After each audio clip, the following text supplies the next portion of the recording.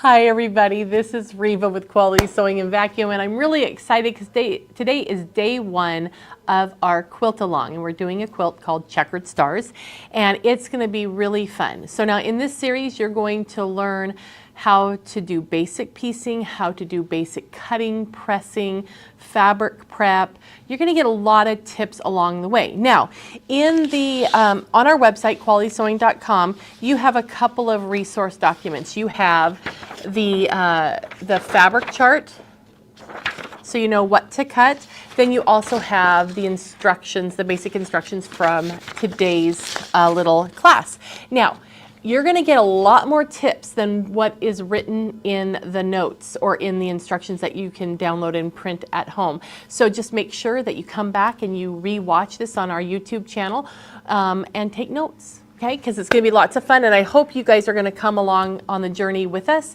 And then what we're going to do is we're going to have a ask you to go ahead and post pictures, and I'll give you that hashtag in a little while, so you know how to post your pictures to social media, and then we'll go from there. But let's go ahead and take a look at our quilt. So the quilt is a series of stars and checkered blocks, and we're going to talk about this block right here today, and this is the checkered block.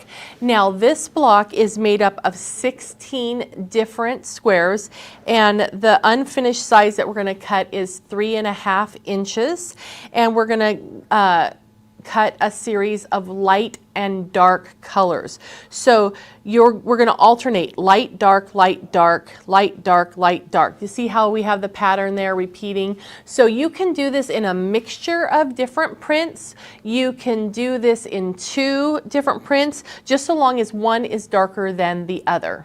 Okay, and we need 16 total squares. Okay, so now let's get taking a look at how we're going to prep our fabric.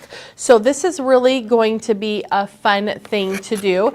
So the first thing that we're going to do is move our paper from where we're going to be using our spray based.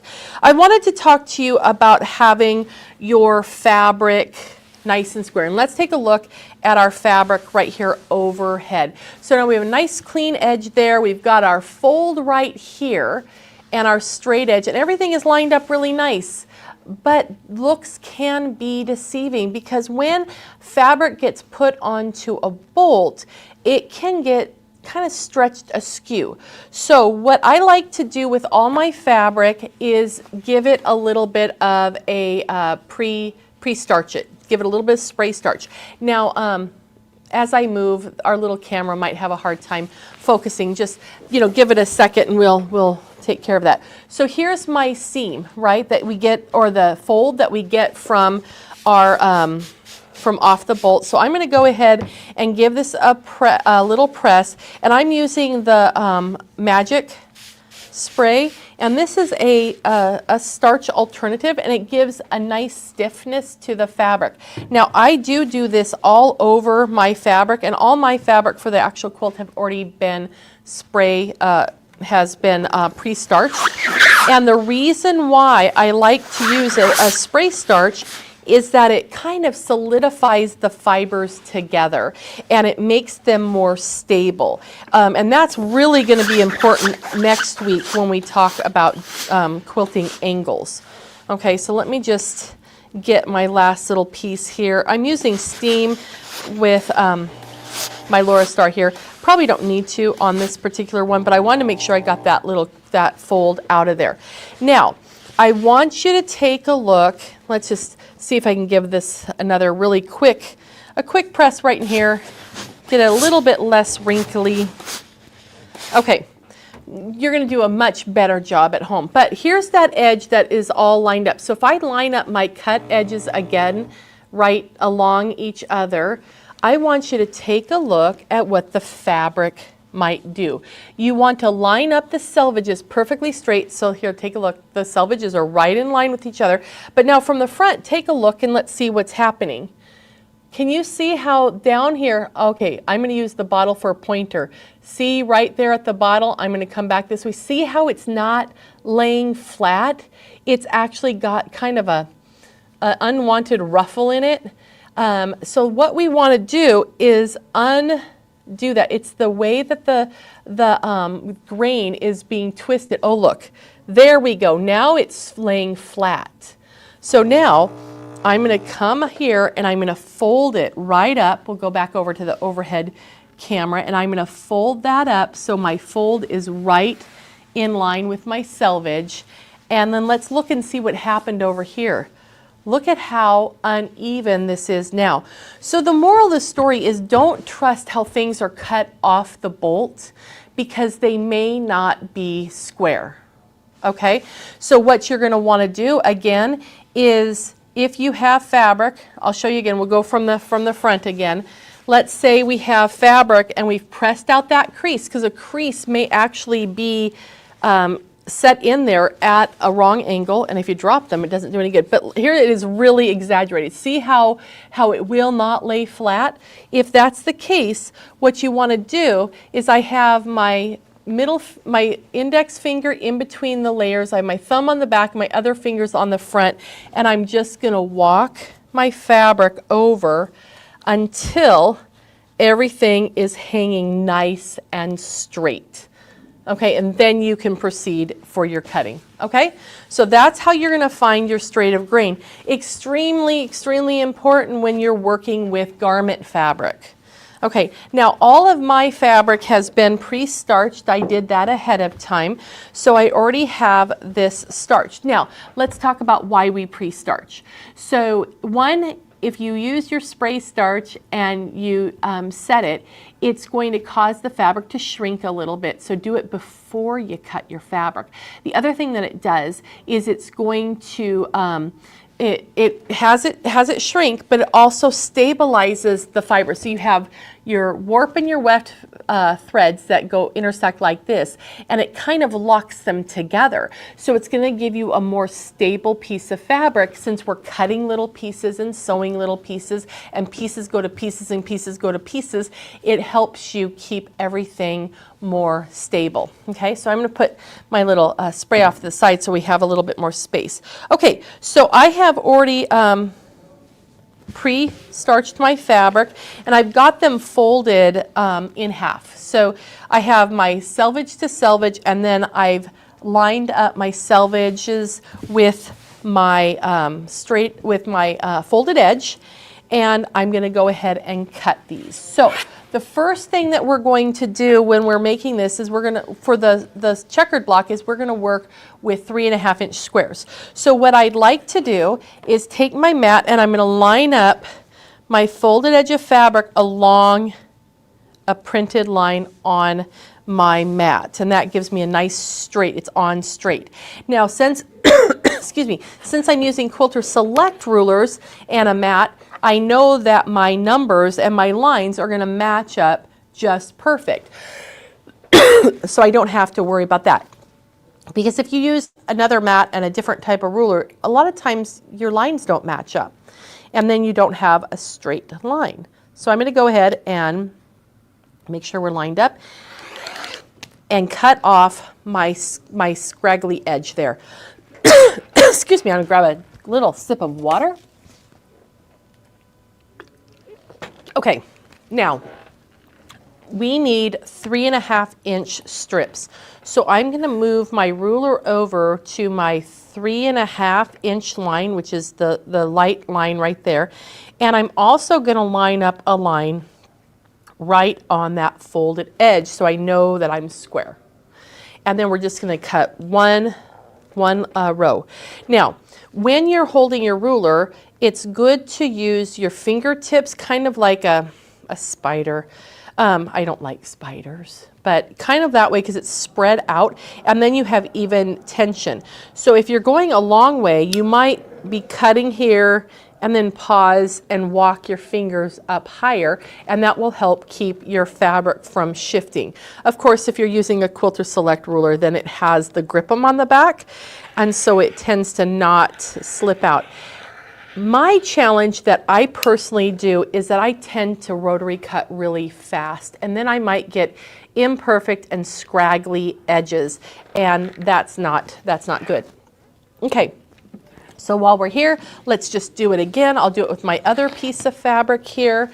Let's see, get him lined up where I can see it. I'm going to line up my selvages, make sure they're parallel to my fold. Line it up along a grid line, and I cut from both hands, so you'll see me switch back and forth. If you do not cut from both hands, you might cut off the edge this way.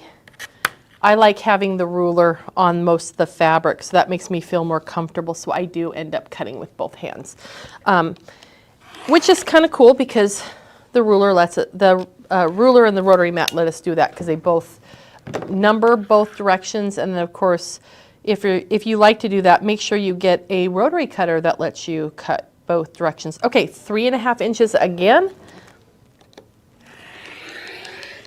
And then there we go. So this guy can go off to the side. So now I have my 2 strips that are 3.5 inches long or wide, and they're by width of fabric. And if you haven't worked with many fabrics or patterns, width of fabric is from selvage to selvage, and you'll see it designated in your instructions as WOF, width of fabric. Okay, so I'm going to cut off my selvage edge over here because we don't want to sew with the selvage. And I'm going to go ahead and place this one right on top because we can cut a couple layers. If you like to cut more layers than that at a time, then you're going to want to use a 60 millimeter rotary cutter. And I'm going to look, you see here, do you notice that I did not catch I didn't cut off enough when I trimmed it up. So I'm going to slip this down so I cut that piece off because it angles too much. Okay, so here we go. I've got this guy ready to go, and I'm just going to trim off my seam allowance. And I've switched to a smaller ruler because it's easier to handle with a smaller piece.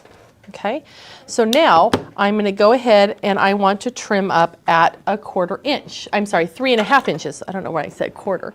Okay, so 3.5 inches. Now we're going to do this over and over and over again. So one thing you can do to make it a little bit easier to quickly find your position is to take some glow tape, and I'm going to just put this right on my ruler. And I'm going to put it outside my 3.5 inch line right here.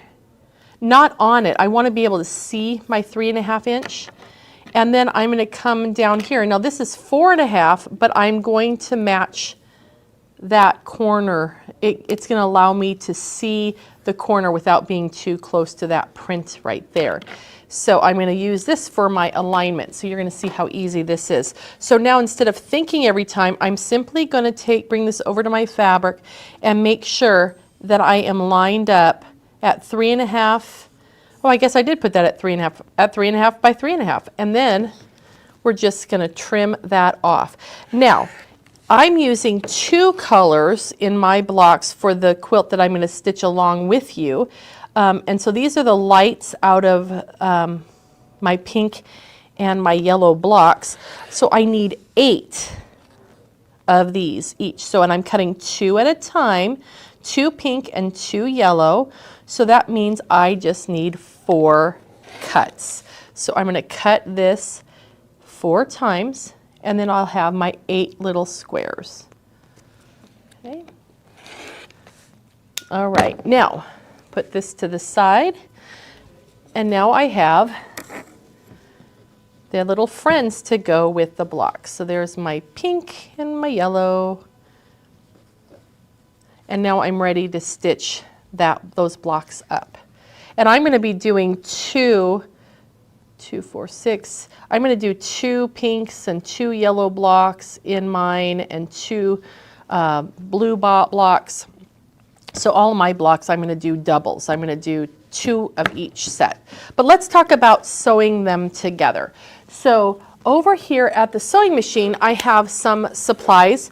I have my fabrics that I'm going to be that I'm going to be working with, but then I also have some scraps that are cut to the size that we want to use.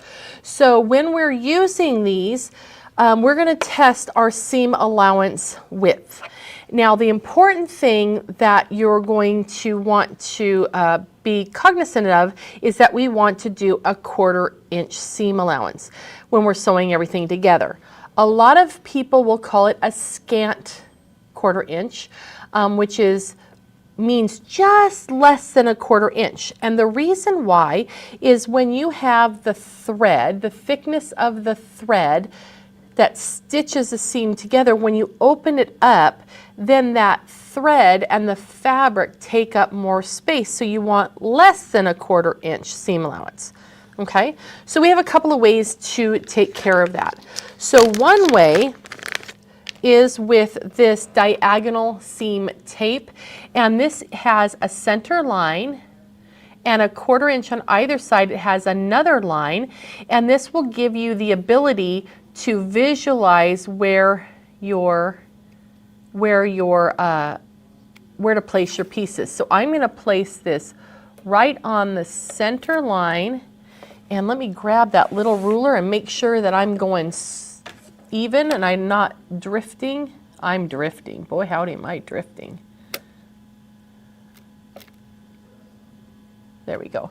So now I have this nice straight line coming out the front of the machine that gives me my center line and a 1/4 inch on either side. So when we go to stitch our seams together, I'm going to take one of my pieces here, and I'll take a light piece and a dark piece, put right sides together. You want to make sure that you meet up your edges, and then we're going to place the raw edge on the 1/4 inch seam line. Now, to get yourself a scant 1/4 inch, you can actually move your needle over one position to the right. Test it, because depending on your foot and your machine, this may or may not work, and you really don't want to find out the hard way. The other thing that I'm going to do before I start sewing is I have a scrap of fabric right here, and when you start on a scrap piece of fabric, it is called a leader.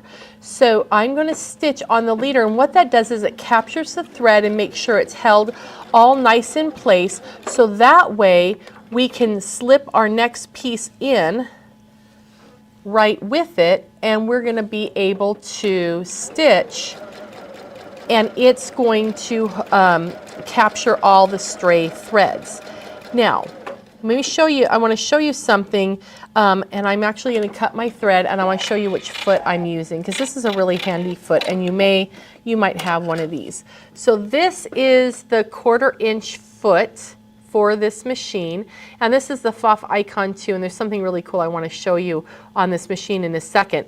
But this has a single hole, so it gives a nice straight stitch, and then it has a flange on the side that helps confine the areas. And remember, I'm going to be giving you a hashtag here in a little bit, so that way you're going to be able to,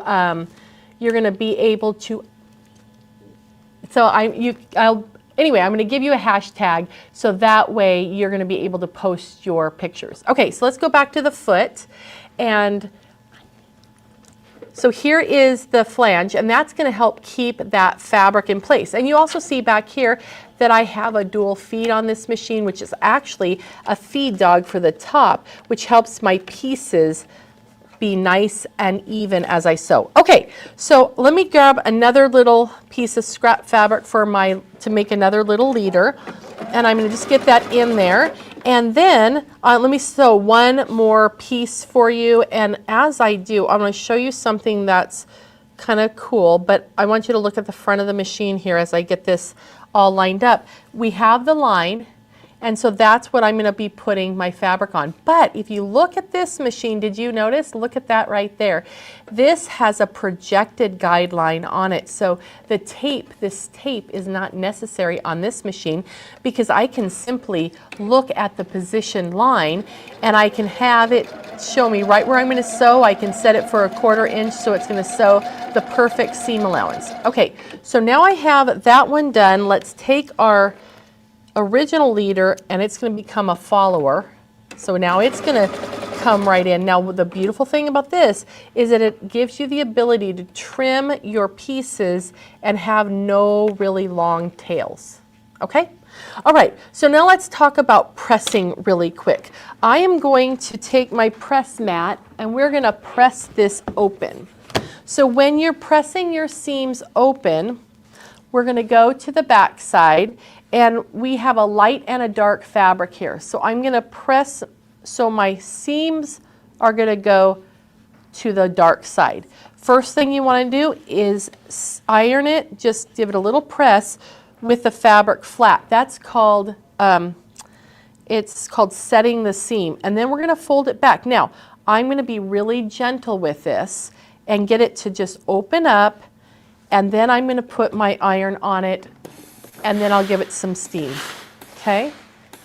And when I move the iron, I'm actually lifting up just a little bit to remove the pressure, because the last thing you want to do is push really hard, because then that's going to change the, it's going to make it not straight anymore, okay? So that's how we press it. Now, here's where we're really going to see how our test piece worked out.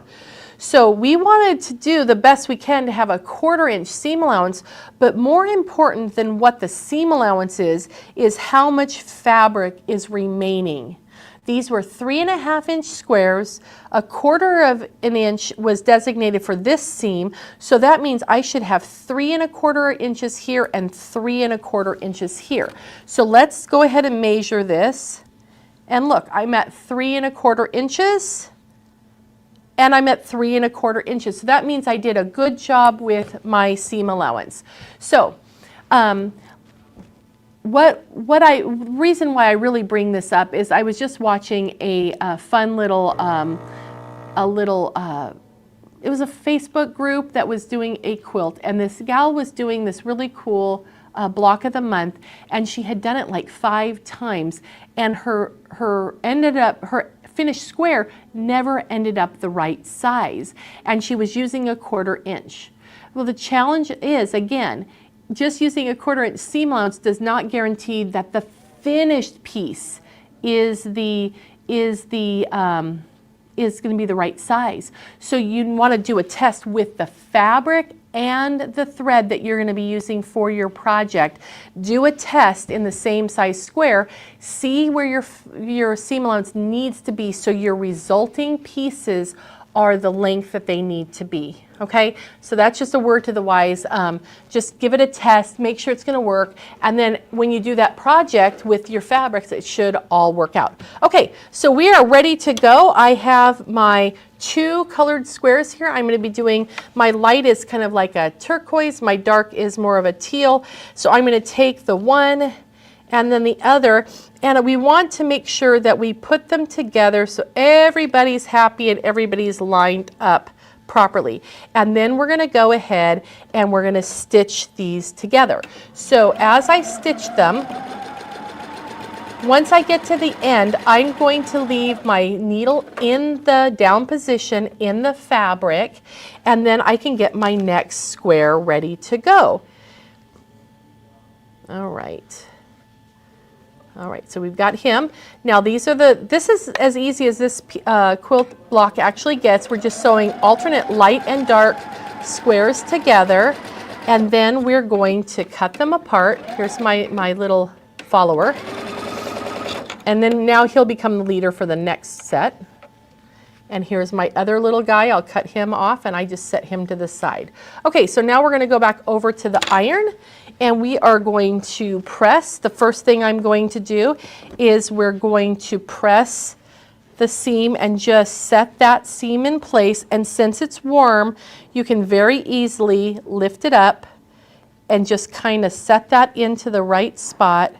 And then we're going to come back and we're going to hit it with the iron again. And once it's set, then we can give it some steam and really get that to set and be nice and secure. Okay? Now, all of your pieces you're going to do like this. So you have 16 pieces of fabric that go into each block. finished block. So you're going to stitch a light and a dark together, set the seams toward the dark, and then you'll have 8 of these units.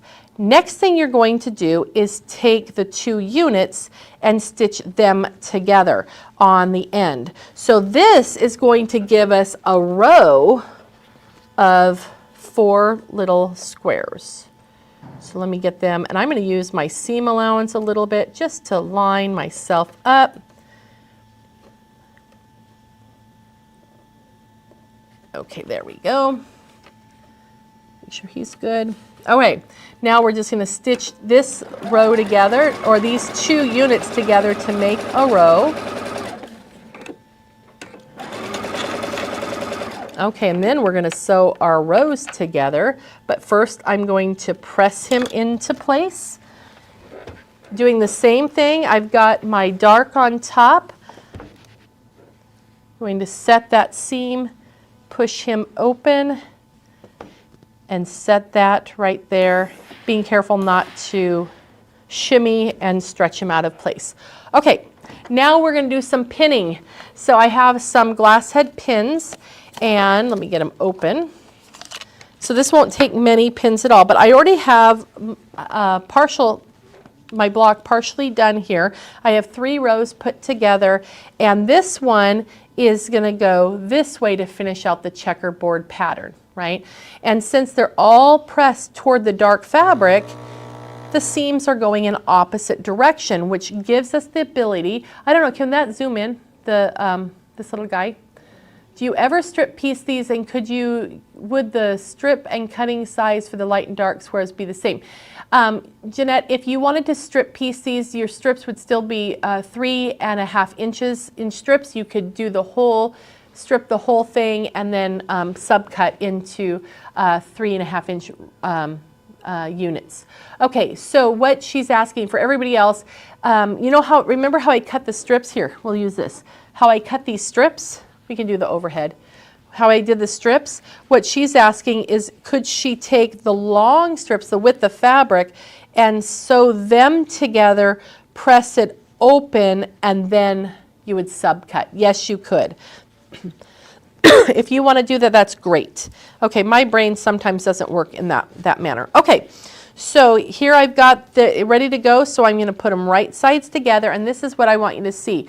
I have this, see how this seam allowance is going this way, and this seam allowance is going the opposite way. What we're going to do is we're actually going to lock those seam allowances, because this has a bump on this side and this one has a bump on this side, and because it's multiple layers of fabric, because you have 2 layers for the seam allowance and 1 for the fabric, and that coupled with the other one, it makes kind of like a just a little ridge that they just cannot pass each other. So I've got those locked in, and that's what I go for first. I'll pin those together. A lot of times I will pin at a little bit of an angle, because then I hit my seam allowance on this side and my seam allowance on that side, and I'm locking those together. Let's do the next one, and I'm going to nest, that's what this is called, is nesting that seam. And this guy I pressed the wrong way. Go figure, right? Okay. Well, he actually goes toward the light. Anyway, double check your seam allowances. Make sure they're all going the same way.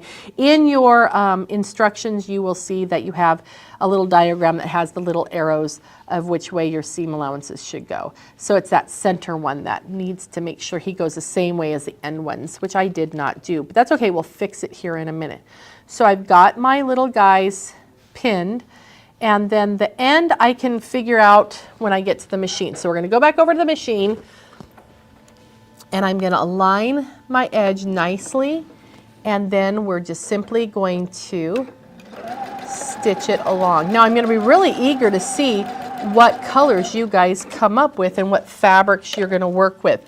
And before we end today, I'll show you what this one is going to be working with.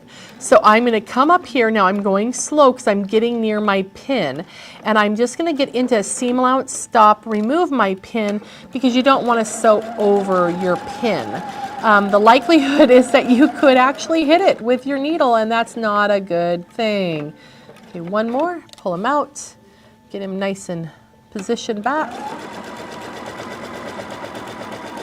All right, here he comes. Just get into that seam allowance, pull it out. I'm going to go a little bit more. Now I'm going to line up my edges, make sure they're going straight, and finish out this piece. And let's find my little follower. Okay. Now, using the leaders and followers will actually give you a really clean, finished block. Okay, let's take a look at this one, and let's take a look at where I made the mistake. I forgot to pay attention to what direction everything was being, which direction these two were going. So you want them going in the same direction. So while I'm here, I'm going to go ahead and press that while I set my seam, and then we're going to open this up. And oh, that looks nice. Since I nested those seams, they really intersect just really lovely there. And this is really important when you're setting your block. Let's get them and set them, don't iron them, right? You've probably heard that over and over.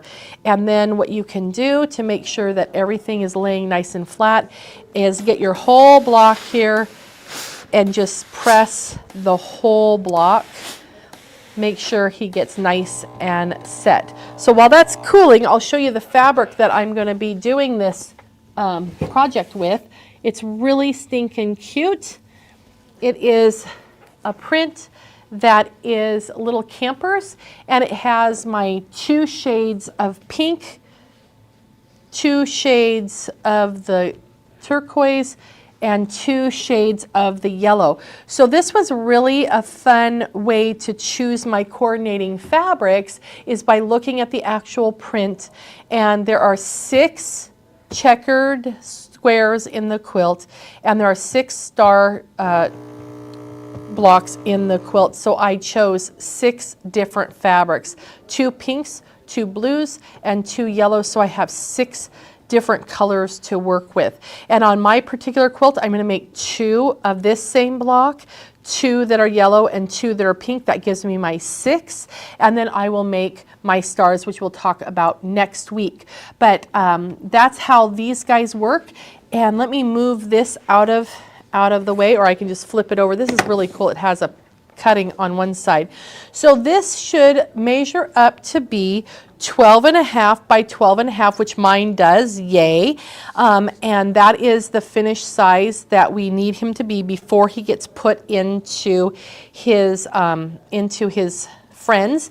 But at this point in time, if you choose to, you can go along the outside, not cutting the fabric, but you can cut off any threads that might be hanging out and just make him neat and tidy, so that way you won't have a bunch of little threads in your quilt when you're stitching them together. So that's all I do to clean them up. And then I already have my 2 blocks of this one made. So now it is your turn to go ahead and get yours ready to go. So do your 6 blocks that are checkered like this one. And then next week, we're going to work on the stars. So again, I would love to see what you're going to make with yours. So you can do hashtag QSV Quilt Along, and that will let us be able to see what you're doing. So you can post it to your Facebook page or to your Instagram, and then we'll be able to find it and share it with everyone else. And then, of course, if you want to see what other people are doing, go ahead and type in the QSV Quilt Along, and you can see what other people have done with it too. So just hashtag that in your description for your picture, and we'll all get to see it. Anyway, I hope you enjoy learning little tips along the way, and we look forward to seeing you next week with week 2 of 5 for our Quilted Stars Quilt Along.